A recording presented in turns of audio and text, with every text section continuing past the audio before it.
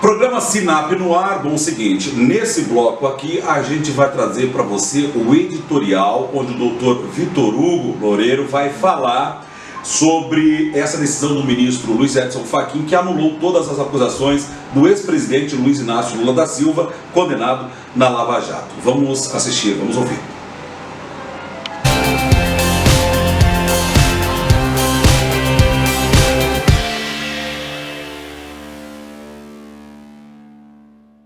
Fachin versus Fachin. O que aconteceu na verdade? Perguntaram-me essa semana acerca do furacão jurídico que tomou conta do país, com a decisão monocrática do ministro Luiz Edson Fachin, o que rendeu notícias em todos os jornais do Brasil e alguns jornais importantes do mundo. Caía uma generosa chuva pelo Planalto Central quando o ministro Luiz Edson Fachin, provavelmente a partir aqui de Curitiba, inseriu no sistema eletrônico um voto que iria fazer desabar sobre Brasília um temporal de dúvidas e questionamentos. Como se sabe, julgando monocraticamente um habeas corpus impetrado pela defesa do Lula, mais precisamente o 43º recurso do ex-presidente Lula, Luiz Edson deliberou em 46 laudas que, diferentemente do que pensava o próprio Fachin, o juízo de Curitiba seria incompetente para julgar as acusações de corrupção do ex-presidente Lula. Foi isso mesmo que você entendeu. Fachin decidiu contra ele próprio.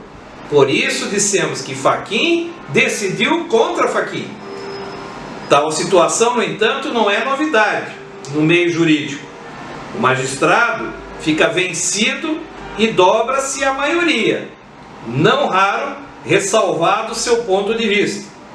Ocorre que o ministro Fachin, nesse um lustro em que está investido no mistério de julgador, não tinha ainda se dobrado. Por que então fez isso agora?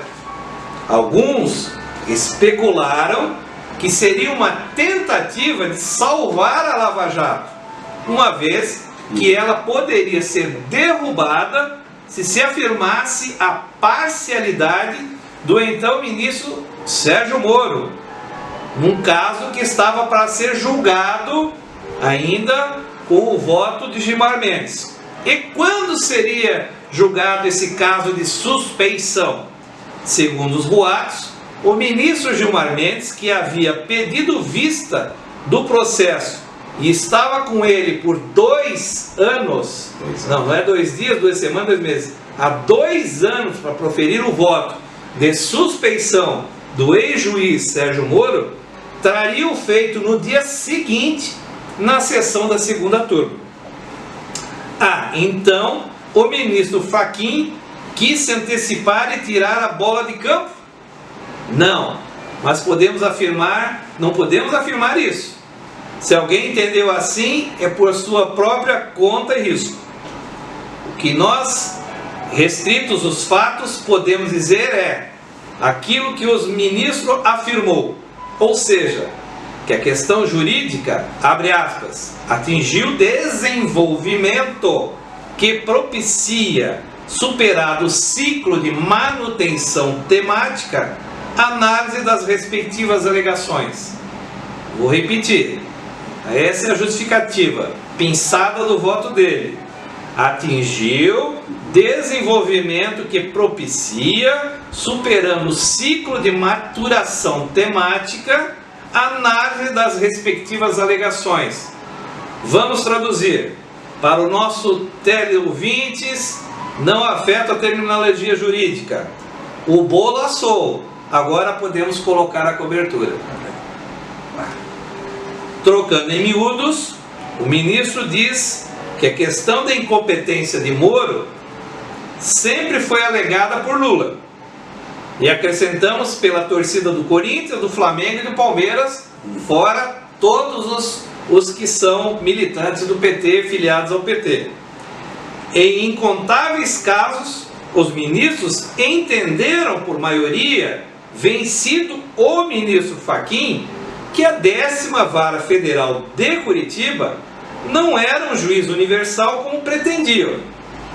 Moro e Dallagnol, agora Sua Excelência, teve a brilhante ideia de se conformar com as decisões contrárias do que ele mesmo pensava e defendia galhardamente. E assim decidiu por anular todas as condenações envolvendo o ex-presidente Lula, numa só canetada. Ao final, considerada a anulação, Fachin despachou para Brasília os inúmeros processos que questionavam as condenações de Lula, que ainda vão ser questionadas. Entre eles, o citado caso no qual o ministro Gilmar queria votar sobre a parcialidade do então titular da 13ª Vara Federal de Curitiba, Luiz Sérgio Moro. Por favor, me entendam. Entendam o que eu vou dizer agora. Não foi inocentado o ex-presidente Lula, por favor. É uma questão técnica. Aqui num programa de advogado nós temos que ser técnicos. O que foi entendido é que a vara não era competente. Então, desde a denúncia aceita pelo ministro, pelo ex-juiz Sérgio Moro, aí para frente os atos processuais foram nulificados, mas não as provas, não os documentos, não o que foi produzido nos processos. Ou seja, um dos dois juízes que recebeu o processo em Brasília vai deliberar sobre essa matéria ainda. Vai julgar novamente o ex-presidente Lula sobre todas essas questões. A anulação, como se imagina, chocou a todos, de lado a lado. A defesa do ex-presidente diz que se provou que estava certo. O presidente da República, em ato condenável e até odioso, insinuou parcialidade do próprio ministro. O presidente da Câmara perguntou se quem se safou foi Lula ou Moro. Enfim, pouca gente entendeu. Pouca gente entendeu. Muito pouca gente. E não entendeu com razão, uma vez que Lula foi processado, condenado, preso, passou 580 dias no cárcere, aqui em Curitiba, na sede da Polícia Federal, como todo mundo sabe. Todas essas vicissitudes se deram para agora, passados tantos anos, diria 5, 6 anos, o ex-presidente ver suas condenações anuladas pelo Supremo Tribunal, mas ainda pelo ministro que reiteradamente negou esse mesmo pedido. Seria equivocado darmos voz à especulação de que teria sido para salvar a Lava Jato, ou então o juiz Sérgio Moro, porque se fosse isso, coisa que não acreditamos, o ministro cometeria uma injustiça sem tamanho. Primeiro, porque se critica o ministro Gilmar por agir ativamente para destruir a operação. Ele estaria fazendo o mesmo para defendê-la. E aí fora das regras não há salvação. Mas há mais. O caso de Lula, anotem aí, amigos, ouvintes, advogados, advogadas, e que estamos a dizer está prescrito. Qual é o problema? Idade do presidente, 70 anos, que reduz a metade, mais de 70 anos, as penas. Então, teremos uma forte possibilidade de prescrição nos apenamentos. Assim, o ex-presidente também não terá como se defender. Não terá o julgamento que sempre pediu, e pediu de forma imparcial, pois ele próprio acusava Moro de ser imparcial. Ou seja, nova injustiça ou a falta de aplicação da verdadeira justiça? O que se tem de fato e concreto é que o ministro simplesmente analisou os casos e resolveu ele mudar de ideia. E só muda de ideia quem as tem. De maneira que o assunto se encerrou na sua vida. Quer dizer, encerra-se mais ou menos, né? Porque novos capítulos virão. É que a PGR, Procuradoria Geral da República, vai recorrer. Já foi avisado. O chefe da PGR já avisou que vai recorrer.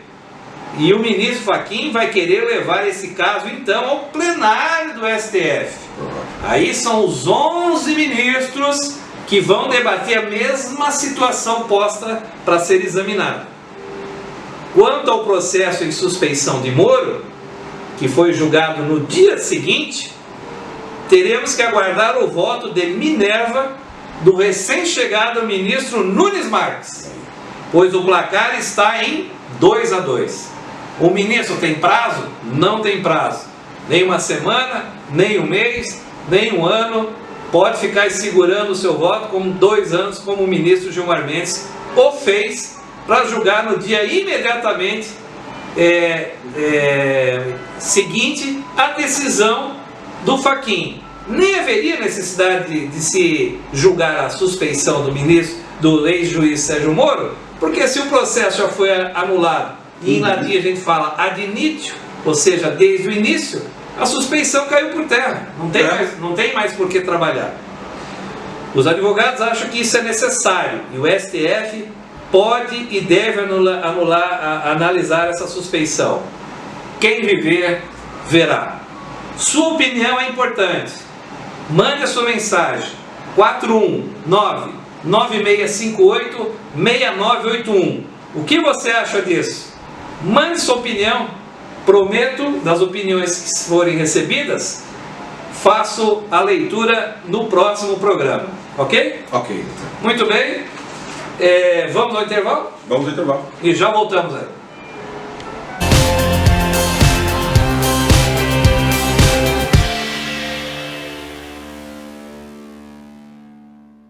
Bateu a fome?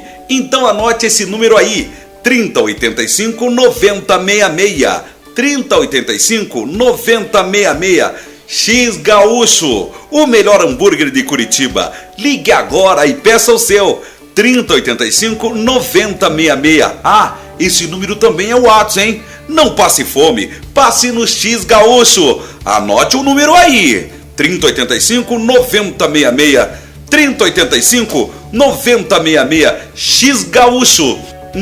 Que delícia!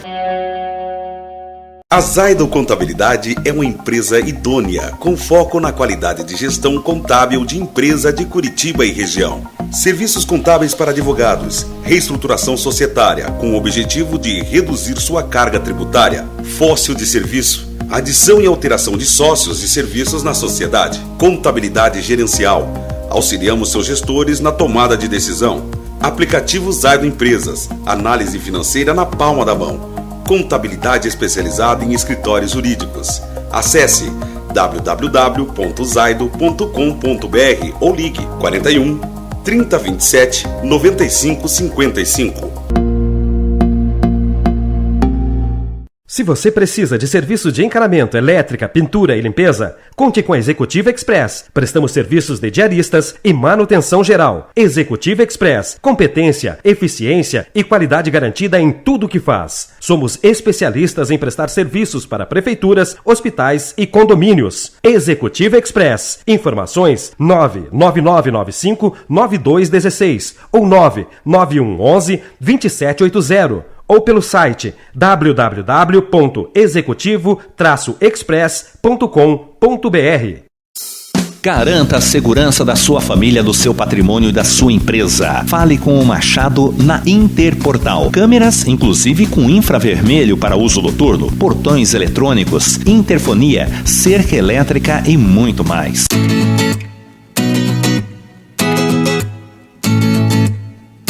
E a Interportal. Interportal, atendendo a grande Curitiba. Anote já esse número. Segurança é tudo na vida.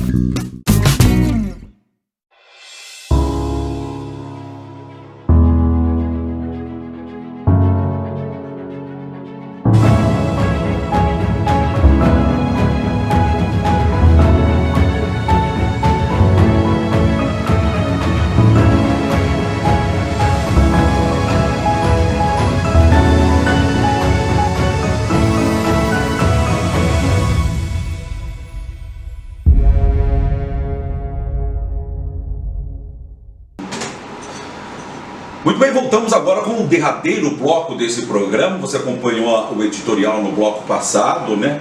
Que decisão mexeu com o mundo jurídico, mexeu com tudo, né? Queremos sua opinião. Queremos. Queremos sua opinião. Contra, a favor. Tanto faz. Ou totalmente pelo contrário. O que você achar. 996586981, 41996586981. Vambora, doutor Vitor. Vambora, encerramos, né? Não esqueça do X Gaúcho, 3085-9066. Encomende seu lanchinho, mate aquela fominha. E obrigado por acompanhar mais esse programa Sinap no Ar, ok, gente? Muito obrigado, boa semana para vocês, felicidades.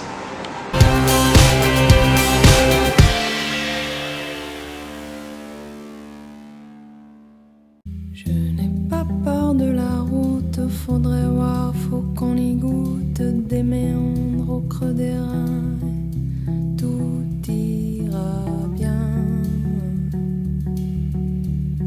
Le vent l'emportera.